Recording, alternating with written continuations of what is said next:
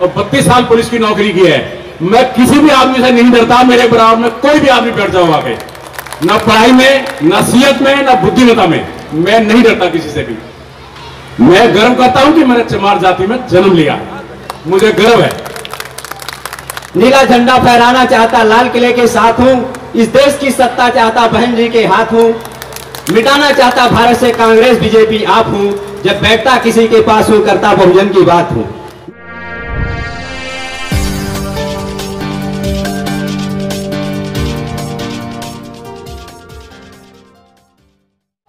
और मेरे दाएं और बाएं मेरी माताएं बहनें जो भी बैठी है उनको जय भीम।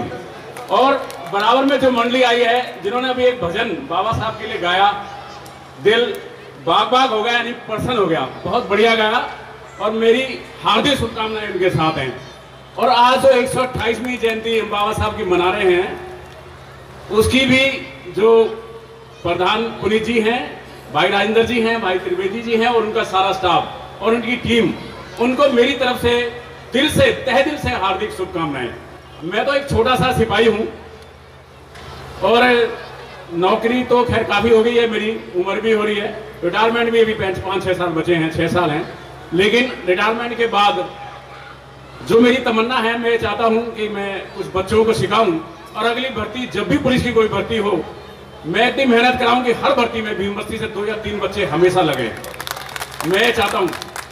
और मैं उन बच्चों से भी अनुरोध करता हूं, अपने बुजुर्गों का, अपने सीनियरों का, अपने बड़ों का बस आदर सम्मान करना सीख जाओ, आप हमेशा कामयाब हो जाओगे। ये बहुत बढ़िया है। ये बाबा साहब हमेशा कहते आए हैं, हमारे सामने हमारा बुजुर्ग, हमारे माता पिता, हमारे बड़े भाई, सब कुछ हमारे वो ही हैं।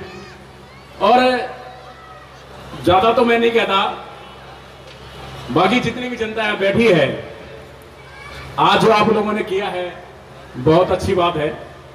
शहर में जो आपका डंका बोल रहा है और शायद आने वाले समय में बोलता ही रहेगा। अभी अभी कुछ लोग बातें करते हैं आरक्षण की, या भाई मैं कहता हूं कि मैं चमार जाति में जन्म लिया है और 32 साल पुलिस की नौकरी की है। मैं किसी भी आदमी से नहीं डरता, मेरे बराबर में कोई भी आदमी बैठ जाओ आके, ना पढ़ाई में, ना सीहत में, ना बुद्धिमत्ता में, मैं नहीं डरता किसी से भी। मैं गर्व करता हूं कि मैंने चमार जाति में जन्म लिया, मुझे गर्व है। और आप सभी को होना चाहिए, ऐसी कोई बात नहीं है। अच्छा पढ़ो, एकजुट रहोगे, हमेशा कामयाब रहोगे, कोई आपका कुछ नहीं कर सकता। हमारी एकता में बहुत बल है, उस चीज को याद रखो। बस मैं तो यही कहता हूं, आप लोग मेहनत करो, मेहनत का फल जरूर मिलेगा। अपने बुजुर्गों का सम्मान करो, पढ़ाई में ध्यान दो, शरीर बनाओ, एल्कोहल से दूर रहो, नशे से दूर रहो। शिक्षा और शरीर बहुत जरूरी है। जय भीम, जय भारत। महापुरुषों को नमन करते हुए मैं अपने परिचय के साथ अपनी बात रखना चाहूंगा। साथियों, मैं हूं गुलाब सिंह कवि, जहां पहुंचे ने रवि, पत्नी का नाम गीता, मैं शराब नहीं पीता, आया हूं दूर से, जिला गोरखपुर से, गांव चायपुर से, पोस्ट सिधवाना, लिखता हूं गाना, हूं आजादी का दीवाना, बहुजन के लिए यार हूं, जाता बुद्ध विहार हूं, करता धर्म का प्रचार हूं, 2 बहन भाई 4 हूं, अनुसूचित जात हूं, करता बहुजन की बात हूं, अंधविश्वास का नाश हूं, कवियों में मानता कभी कबीर और रविदास हूं। नीला झंडा फहराना चाहता लाल किले के साथ हूं, इस देश की सत्ता चाहता बहन जी के हाथ हूं, मिटाना चाहता भारत से कांग्रेस बीजेपी आप हूं, जब बैठता किसी के पास हूं, करता बहुजन की बात हूं।